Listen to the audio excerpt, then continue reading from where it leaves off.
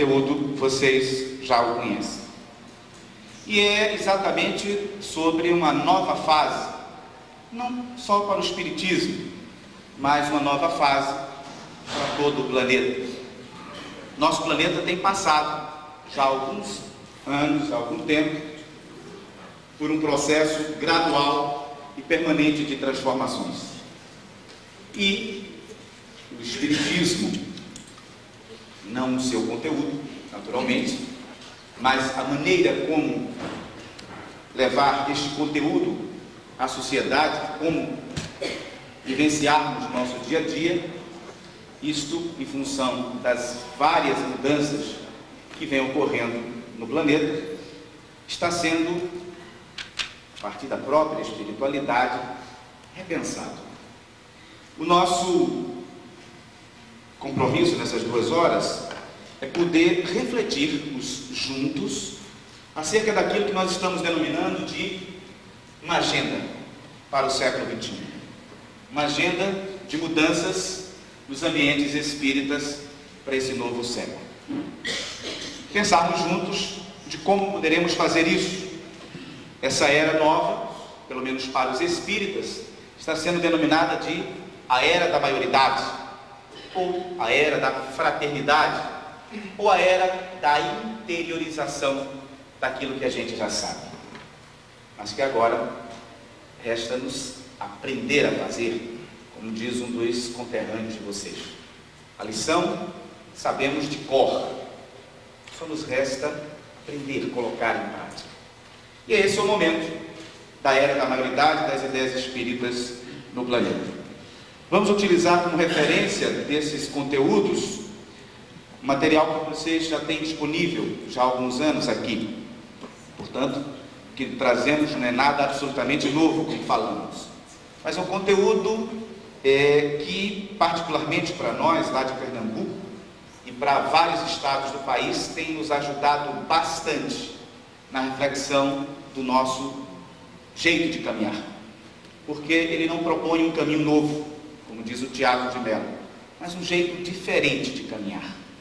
Não traz nada de revoluções, nada que possa nos considerar como algo extraordinário, a não ser a própria reflexão das nossas práticas em consonância com aquilo que o organizador, o sistematizador dessa doutrina já nos propôs há quase 150 anos, e os espíritos que trouxeram essa mensagem que todos nós a concebemos como parâmetro de conduta das nossas vidas.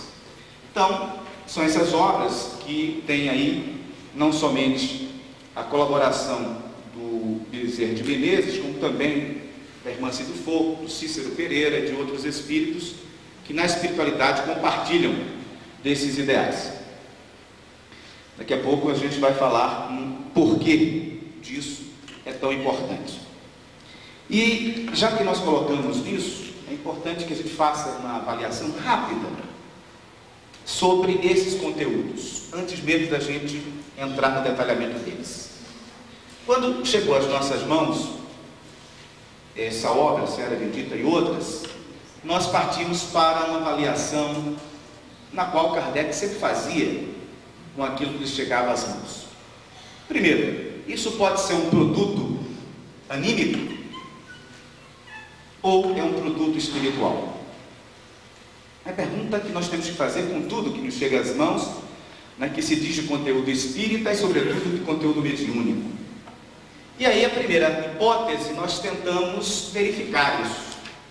E quando verificamos essa hipótese, conhecendo o Vanderlei Soares de Oliveira, irmão que nós prezamos e amamos muito, nós chegamos a uma conclusão, num bom humor aqui, que o inconsciente do Vanderlei é incontavelmente superior ao próprio Vanderlei, porque consegue fazer maravilhas em termos de reflexão, e ele, em nível consciente, não consegue chegar a isso. Então a hipótese anímica, ela cai muito por terra, embora a gente saiba que os nossos conteúdos anímicos possam produzir grandiosidade, mas isso que está sendo produzido, inclusive utilizando nomes famosos, seria de uma genialidade fora desse planeta. E aí, com todo respeito ao nosso querido Vanderlei, esse consciente dele seria bem melhor do que ele. E ele não conseguindo expressar isso em nível consciente. Então a hipótese anímica cai por terra, é muito difícil de ser defendida. Segunda hipótese, é mediúnico o produto.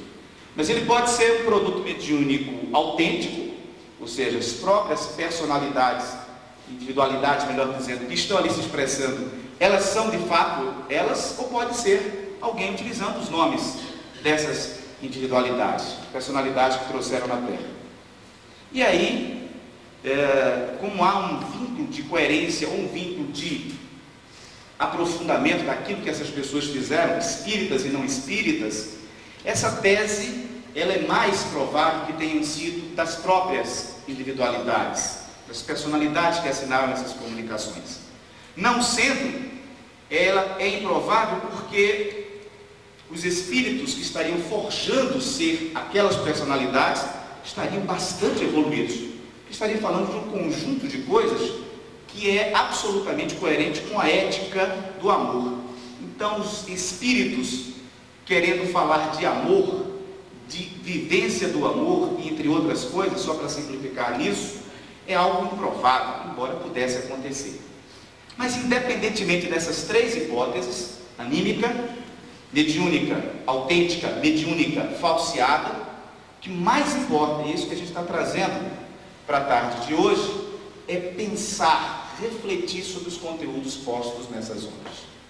E isso faz muita diferença, pelo menos para nós de Pernambuco e para vários estados que a gente mantém uma rede de contatos, está fazendo muita diferença.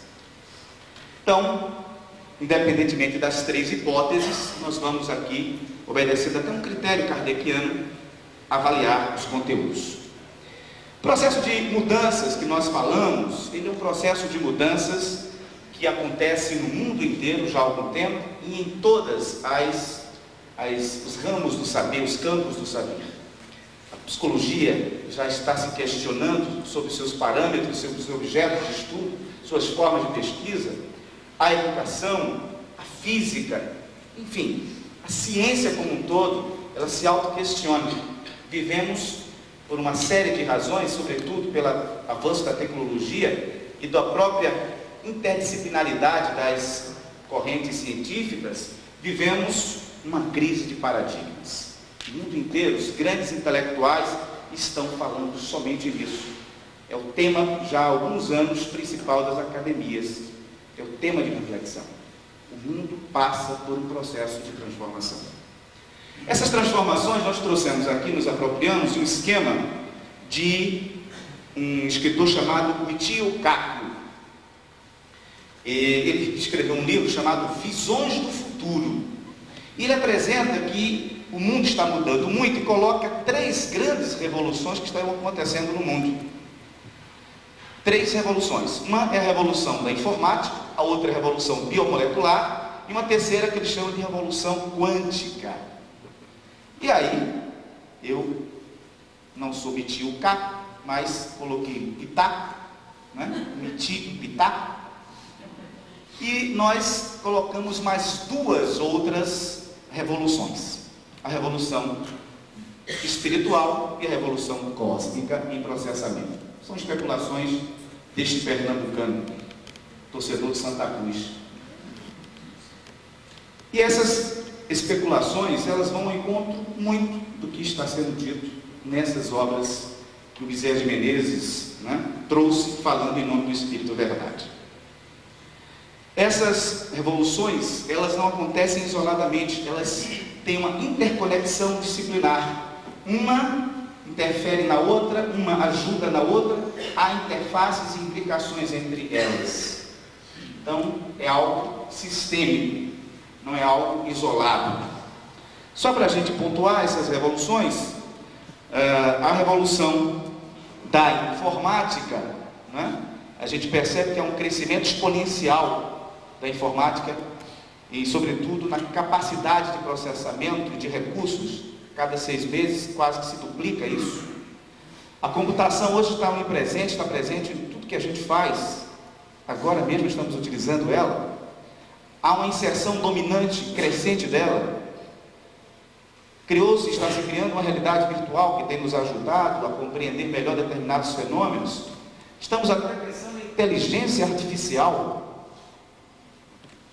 Há uma robotização generalizada para a melhoria dos processos de produtividade, avanço da biônica e até hiperestrada informacional se fala. Na revolução biomolecular, são apenas pontos levantados pelo Michio Kaku, é um cientista, um físico de renome mundial. Há um mapeamento do genoma que está trazendo uma série de consequências positivas para a humanidade. O avanço da medicina molecular, que tem muito a ver com o genoma. A biologia computacional, veja a informática acelerando as conquistas da biologia. Consequentemente, está havendo uma erradicação de várias doenças em função desse processamento do genoma, por exemplo. Eliminação de vírus. Já há uma conexão clara entre mente e corpo, que a gente já estuda há algum tempo. Fala-se crescentemente na clonagem até de seres humanos. E, consequentemente, a nossa vida está cada vez se prolongando. A outra revolução que ele coloca é a quântica. Algumas questões que estão também participando desse novo mundo que está sendo criado. Sistemas microeletromecânicos, avanço da nanotecnologia, ele tem uma base de referência na informática muito grande, máquinas moleculares, supercondutores a temperatura ambiente, desenvolvimento de novas formas de energia, aperfeiçoamento do laser, estou até usando um dele, motor antimatéria, foguete de vibração nuclear e por aí vai. Vejam que são questões que há 20 anos se especulava e hoje já se faz e já se tem um progresso muito grande. Bem, aí eu meti o meu pitaco. E aí começamos a ver que algumas literaturas, a nossa literatura espírita fala isso, mas a gente não gosta muito de falar do capítulo de pluralidade dos mundos habitados, parece que a gente passa adiante, né, nos nossos estudos, mas muitos estão estudando isso, alguns com seriedade, outros com um pouco de fantasia, mas é voz corrente em vários desses segmentos de que estamos já fazendo viagens planetárias, gente vindo para cá, nós indo para outros planetas, que há aparições cada vez mais frequentes e perceptíveis, contatos de terceiro grau já existiam, comunicações mediúnicas com extraterrestres, é algo que está na pauta também, né? Nós, como não nos aperfeiçoamos nisso, deixamos para que outros grupos que se preocuparam com isso fizessem, tentassem fazer esses contatos. A gente diz que eles existem, mas que a distância deles, né? Vida interplanetária e intraterrena, há uma literatura vastíssima, e um dos ícones mundiais que trata disso, não é o único, né? Há no centro da Terra um conjunto de seres inteligentes, né, mais evoluídos do que a gente, que há uma conexão, né, planetária com eles, o intercâmbio tecnológico, eles passam tecnologia para a gente fica absorvendo isso, e o nosso planeta, né, como uma série de outros planetas, há uma fraternidade galáctica para preservá-los. E aí, tudo isso nos leva a uma revolução espiritual, que é uma terminologia que eu me apropriei do Dalai Lama, num livro chamado Ética para o Novo Milênio. Vale a pena a gente dar uma olhada nele. E nessa revolução espiritual, ele coloca alguns pontos, né? E eu acrescento: movimento Nova Consciência, que é um movimento pró-espiritualidade em escala mundial, a educação em valores humanos, isso já feito pelos budistas, feito pelo Sai Baba, e crescentemente por vários outros segmentos educacionais, o incentivo que haja um diálogo interreligioso, um incentivo ao ecumenismo, à visão holística, à preocupação ética, ao respeito ao pluralismo e ao acesso crescente ao conhecimento espiritual. Isso tudo está acontecendo no mundo. Isso tudo provoca impactos, mudanças, reflexões que a gente precisa verificar o que isso tem de rebatimento no movimento espírita. É um mundo de transformações. É um mundo novo que se cresce a todo dia. Antes de passar para a próxima lâmina, eu quero fazer o mesmo apelo do que o nosso irmão. Depois do almoço, é muito comum, depois desse caldo maravilhoso que a gente comeu de Dona Conceição, queria que depois que vocês saíssem daqui, dessem um abraço nela, né? Que é uma forma da gente agradecer o carinho e o colônia que ela botou dentro. Como é o nome desse trem? Coulomb que ela botou dentro desse nosso caldinho, está tão gostoso, né? Porque foi muito gostoso, né? A gente está aqui alimentado com caldinho. É uma preparação para ir para o mundo espiritual. Sutilmente eles colocaram isso para a gente, viu, gente? E depois, né, a gente entra nessa sala, está um friozinho gostoso, essas cadeiras confortáveis, você se aconchega de um jeito muito especial. Essa voz bonita que Papai do Céu me deu, junta tudo isso, aí você vai querer o quê? Se concentrar, né? Se concentra para entender mais, e aí fecha os olhos, porque é difícil se concentrar de olho aberto. Você se concentra com o olho fechado, o resultado, deixa Carlos Pereira aqui, e em desdobramento vocês vão, né, comer caldinho no nosso lar. Então, por favor, não se concentrem, tá certo? Evite esse desdobramento natural. Esse conjunto de informações, de mudanças, é que faz nos remeter ao projeto que a espiritualidade criou para fazer frente ao avanço das ideias espíritas na Terra. O que está em jogo, o que está acontecendo, é um grande processo de espiritualização do planeta, onde nós, espíritas, temos um papel a cumprir. Um papel que começou lá na década de 60 do século XIX e que continua. Que neste livro, na mensagem Atitude de Amor, uma conferência de Bezerra de Menezes, falando em nome do Espírito Verdade, ele nos disse que esse projeto de espiritualização, sob o papel que o Espiritismo tem, teriam 3 fases. Uma primeira fase, que seria a fase ou a era da legitimação, que na verdade é a sistematização da doutrina espírita, do pensamento, do conteúdo espírita. E aí, né, os médiuns chegaram para nós e deram aquelas informações. Nós vamos detalhar cada uma dessas eras daqui a pouquinho. A era da difusão, que vai de 1930 a 2000, blocos de 70 anos, que é exatamente o estudo desses conteúdos e a prática da caridade, uma grande propagação dessas ideias. A era da maioridade, essa era que nós estamos vivendo, que é exatamente o processo de interiorização e vivência desses conteúdos, que nós vamos, repito, daqui a pouco explorar cada uma delas mais detalhadamente. É por isso que estamos apenas citando. E aí nós fizemos um cruzamento dessas várias fases com aquelas imaginadas por Allan Kardec na Revista Espírita em 1863. E aí achamos que essa primeira fase de 70 anos corresponde àquilo que ele vivenciou.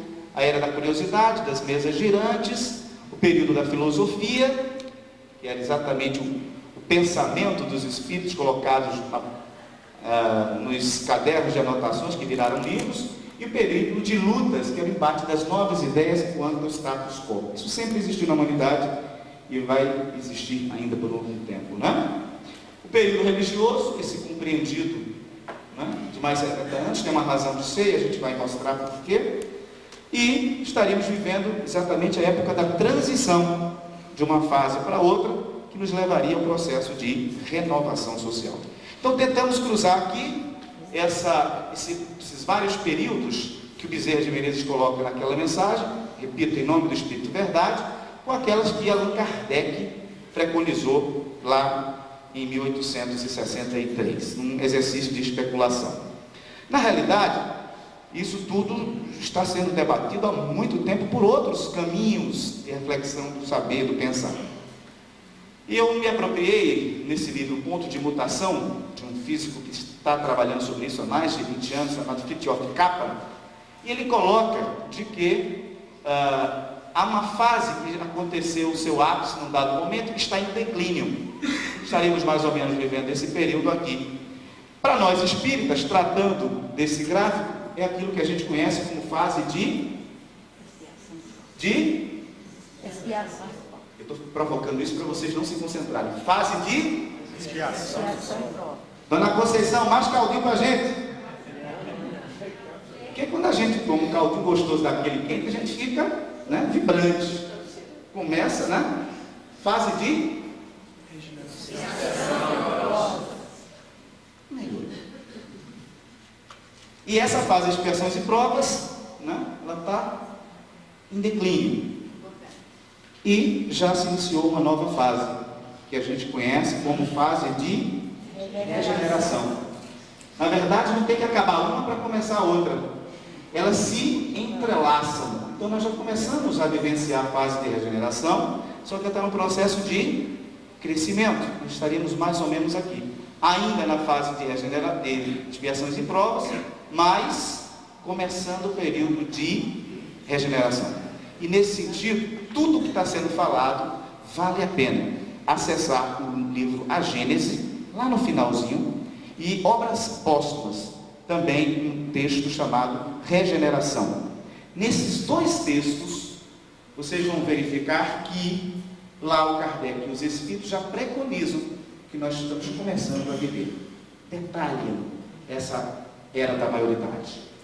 Então não tem nada de novo, a não ser uma continuidade natural de um processo já em vigor que os Espíritos trouxeram para a gente. Regeneração, lá em Obras Póstumas, e também o mesmo capítulo no finalzinho de A Gênese. Vocês vão encontrar lá exatamente esse conteúdo que está nestas obras. Muito bem, e aí é que entra a era da maioridade, que está apenas se iniciando. Apenas se iniciando. E nós estamos aqui para refletir sobre ela com a provocação dos Espíritos. A primeira era que nós vamos falar rapidamente de duas primeiras eras, só para a gente ter essa contextualização histórica: a era da legitimação e a era da difusão. E aí nós vamos passar para o que a gente de fato quer conversar com vocês, que é a era da maioridade, detalhando mais cada uma delas. Essa era da legitimação nós dividimos em 5 pontos, para entendermos melhor: os horizontes da espiritualidade humana, precursores dessa nova era, a dança das mesas, sistematização do pensamento espírita e embasamento conceitual. Todos nós já estudamos isso nos nossos cursos de formação espírita, não tem nada de novo. Nessa era da legitimação, nós nos apropriamos de um raciocínio que está lá no livro do J. Herculano Pires, chamado O Espírito e o Tempo, que todo mundo aqui já leu, né? Apenas uma lembrança. Foi considerado um dos 10 melhores livros espíritas produzidos no século passado, e todo o curso de formação espírita, né? Ele tem esse livro como uma referência.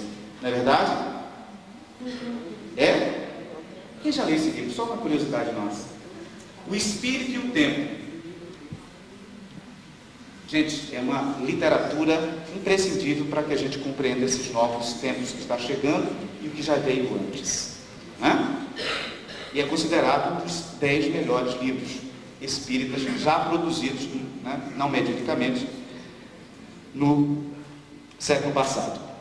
Nesse livro, ele se apropria de um outro conceito e coloca que a evolução da espiritualidade humana, ela obedeceu a 5 pontos. A gente só vai citar porque eu teria que explicar cada uma delas, e somente esse livro, somente isso já vale uma exposição.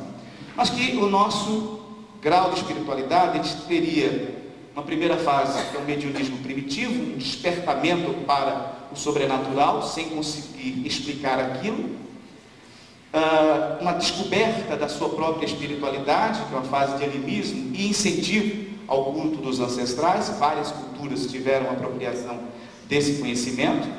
O mediunismo oracular, né, tendo como referências lugares, pessoas, objetos e assim por diante. Passamos para uma nova fase, já no lado ocidental, que existia em outros lugares, que é o mediunismo bíblico, os profetas e assim por diante, até chegar aos dias de hoje, que a gente chama de mediunidade positiva. Cada uma dessas aqui tiveram fases, mas não quer dizer que a gente não encontre requisitos dela ainda na fase atual. Então essa é, digamos assim, uma projeção daquilo que a gente poderia ver dessa forma. Os precursores dessa nova era, elas não foram sequer lá da França, né?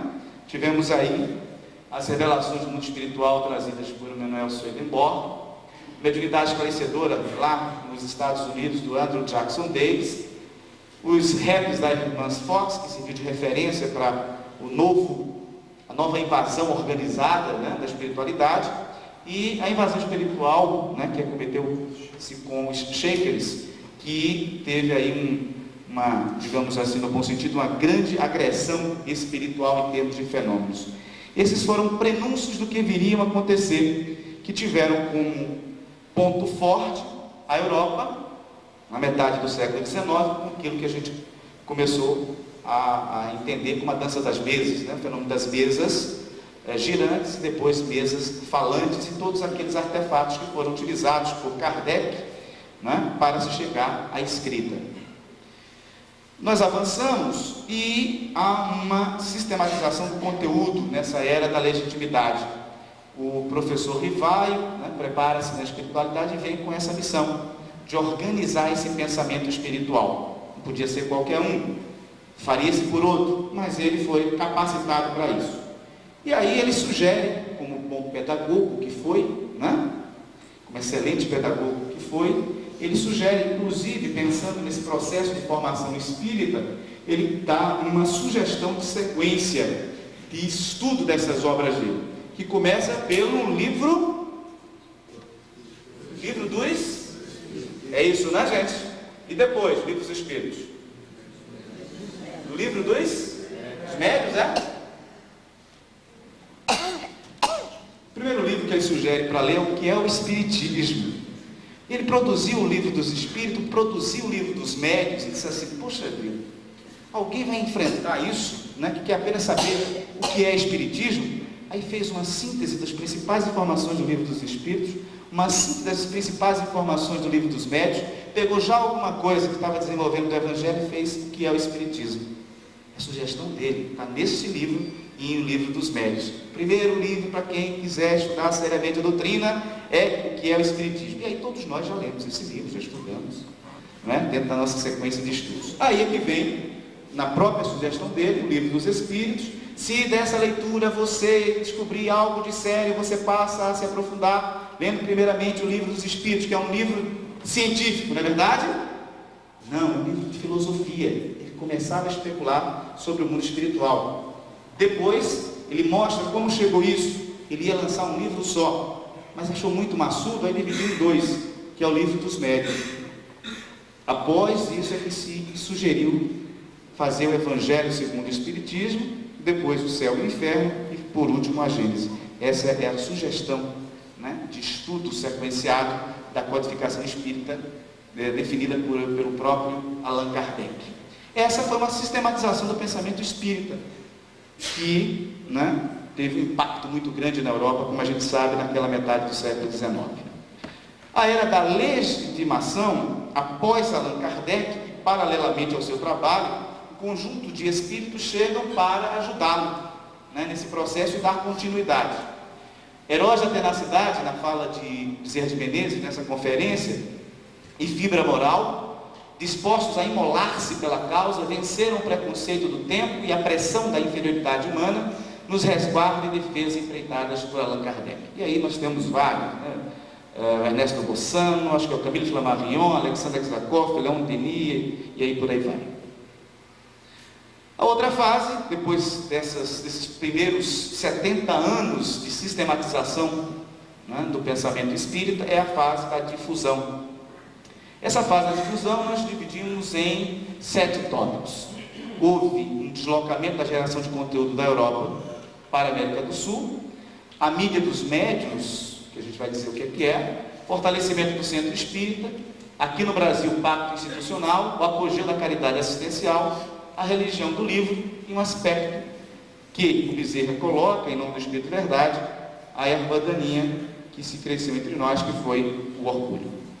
Essa primeira fase aqui, já na América do Sul, foi exatamente de proteção desse conteúdo, porque os espíritos sabiam que tudo aquilo que precisasse chamar a atenção do mundo, naquela época, no século XIX, ele teria que sair ou da Inglaterra ou da França. Escolher a França, né, por questões, até diríamos assim, da facilidade dos latinos em poder desenvolver isso. E lá na França teve o início disso, alguns países ali próximos também absorveram isso, mas havia um conhecimento da espiritualidade que nós teríamos 2 grandes guerras que iriam acontecer na Europa, e que aquele conhecimento, se ficasse lá e apenas lá, o que aconteceria? Fatalmente iria ser prejudicado, não é verdade? Então eles estrategicamente trouxeram para a América do Sul, especialmente para o Brasil. E aí trouxeram alguns desses geradores de conteúdo para aqui, para encarnar aqui, médiums ou não, para desenvolver esse pensamento. Muito bem. Nessa era da difusão, sobretudo aqui no Brasil, alguns médiums, sobretudo de efeitos físicos, reencarnam com essa finalidade de despertar a curiosidade. E conseguiram, é o que a gente denomina da mídia dos médiuns, né? Peixotinho, Ana Prado, aqui, o Carmine Mirabelli, médiuns extraordinários que trouxeram a curiosidade para o espiritismo. Foi nessa fase que aqui entre nós se fortaleceu a ideia de centralização de divulgação e prática do espiritismo. E aí se criou o Centro Espírita. É a fase onde todos nós conhecemos aqui, a maioria dos grandes centros estiveram, né? Uma fase exatamente nesse período, entre 1930 e 2000, preparando-se terreno para o desenvolvimento da doutrina. E aí passou a ser o Centro Espírita a instituição que pudesse coordenar o desenvolvimento dessas ideias. O Centro Espírita passou a ser a referência, digamos assim, física, né? Para aquele que quisesse vir ao Centro Espírita. Dentro desse aspecto de crescimento um tanto quanto desordenado, e não poderia ser diferente, surgiu a ideia de poder, né, dar uma diretriz única desse crescimento, que se juntassem os esforços para se tentar levar de maneira mais organizada a doutrina. E aí se instituiu, sendo redundante, o Pacto Institucional 1949-1950. Nesse mesmo período, os espíritos colocam que aconteceu o que a gente pode dizer do apogeu da caridade assistencial. E não poderia também ser diferente. Nós somos um país de pobres e também de miseráveis e tínhamos necessidades. Quando a mensagem principal de fora da caridade não há salvação chegou para a gente, chegou com dois vieses, o da caridade material e da caridade moral. Nós nos apropriamos mais de um, esquecemos um pouquinho do outro, embora não deixássemos de falar, sobretudo pelas carências do nosso povo. E aí, esse apogeu da caridade assistencial provocou alguns reflexos positivos e outros nem tanto. ênfase na caridade assistencialista e aliviadora. O povo sofre, temos que ajudar. Bezerra de Menezes foi inclusive um dos propulsores dessa fase. Ele sabia o que estava fazendo, né? Criação de vínculos de dependência. Essa caridade assistencialista, ela teve como consequência natural isso, né? Nós fizemos um modelo que não era um modelo de caridade espírita colocado lá pelos espíritos em um evangelho segundo o espiritismo, mas criamos dependência.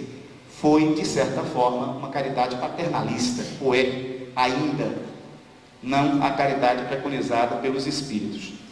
O que ajudou a fixação de uma imagem positiva do espiritismo perante a sociedade. Não é verdade? Quando se falou em fome zero, não, o espiritismo já faz isso há muito tempo. Quando tem uma campanha X ou Y, não, o espiritismo já faz isso. Com as campanhas, em Pernambuco a gente chama campanha do quilo, em Minas chama não sei o quê. Do quilo também, né? As ajudas, as criações dos abrigos de idosos, das casas de abrigo de crianças e assim por diante. Na verdade, o espiritismo criou, depois da Igreja Católica, uma outra rede assistencial. Isso, né, foi muito positivo para a imagem da doutrina espírita em função dessa fase. E atuou como uma espécie de complemento da rede de proteção social. A gente apenas está tentando aqui fazer esse diagnóstico de alguns pontos importantes dessa era. Ainda na era da difusão, houve a propagação forte do livro. Nós temos uma produção de livro muito grande. Agora, depois do advento da informática, né, os nossos médios, eles já têm uma facilidade ainda muito grande de repassar isso para um computador. E nós começamos nessa nova era a ter um outro tipo de exercício mediúnico, que é a psicodigitação. Alguém aqui já fez a psicodigitação? Que é mais simples, né? Já está pronto, é só depois passar um corretor, está pronto. Não precisa alguém transcrever. Os espíritos também estão fazendo isso com a gente. Essa não existia na fase do Kardec. Você já faz a produção, não mais psicográfica, mas direto no computador de Word. É uma coisa, né, que facilita esse processo. Por facilidade, os livros sobretudo nos últimos 10 anos, mediúnicos proliferaram bastante. Não foi somente por causa disso, mas teve uma ajuda substancial. O Chico Xavier, como a gente sabe, teve um grande papel nisso, depois o Divaldo, o Teixeira e outros médiuns, né? E agora de uma forma mais democrática, mais generalizada, outros médiuns estão dando essas contribuições, a ponto de nós sermos considerados a religião do livro. Mas, segundo o nosso Bezerra de Menezes, uma questão que apareceu fortemente nesta fase foi que nós tivemos uma tendência natural a enfatizar a casa em detrimento, muitas vezes, da causa. Também natural. Por quê? Porque muitos de nós, todos nós aqui, a maioria sabe disso, né? Nós somos aqueles espíritos que